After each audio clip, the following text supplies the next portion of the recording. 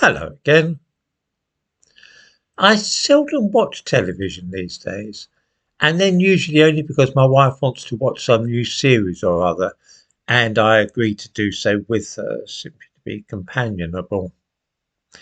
It is for this reason that I wound up watching a new BBC series about a fictional police officer in Scotland. It's called Annika, and I give a link to the Wikipedia page for this series in the description to this video.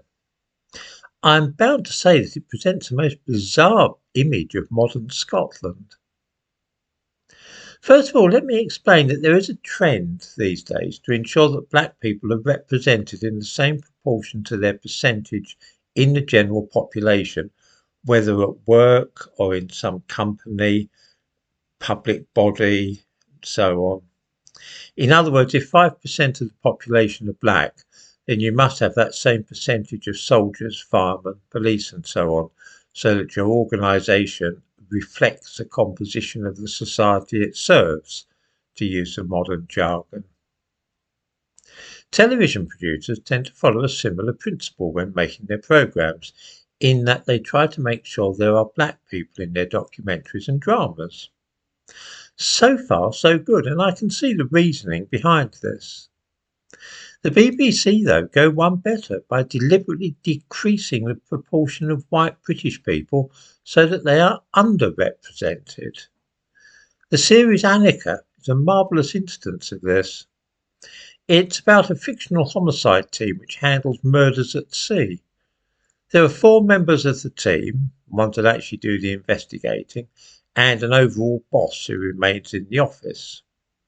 The 4 regular members who are shown investigating the crimes consist of a Norwegian woman, a woman of Chinese heritage, a black man, and a white guy.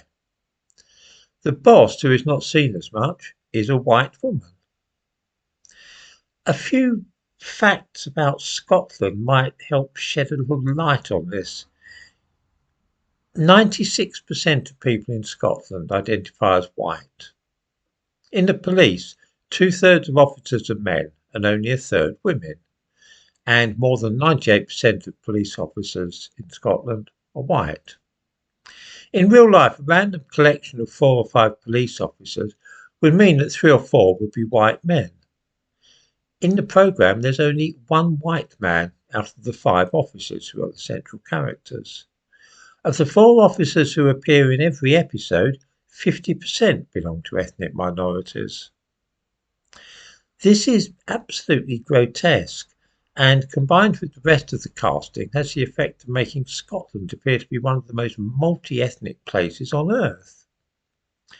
In episode 3, for example, the plot centres around a water company, and it features a black woman running the important company. Another black woman appears as a journalist, and various other visible minorities are scattered about. You really would not guess from watching this that Scotland is actually 96% white. I can see the point in ensuring that black people are not overlooked or left out of things, but they're not even the biggest minority in Scotland. That actually consists of people whose heritage lies in the Indian subcontinent, but so far none have been shown in the series, which is also a bit weird. I suppose that if it is hoped to sell the programme to the American market, then having black people and a Chinese person might be a smart move, for it will enable the Americans to identify with it more than if there were Indians and Pakistanis in it. I do see that. I rather think that this might lie behind a lot of what the BBC is up to, that is to say, making their programmes with an eye to selling them to the other side of the Atlantic. Roughly 1 in 6 Americans are black, and they also have quite a few Chinese Americans and Koreans. So it's easy to see how a series like Annika might appeal more by including an unrealistic proportion of black people and somebody of Chinese ancestry into the bargain. The Britain which is shown on BBC bears little relation to the country in which we actually live, and I suppose that this is certainly one explanation. Another, of course, would be that it's part of a psychops project to prepare us for our replacement, which is, I know, a theory favoured by some of those who watch this channel.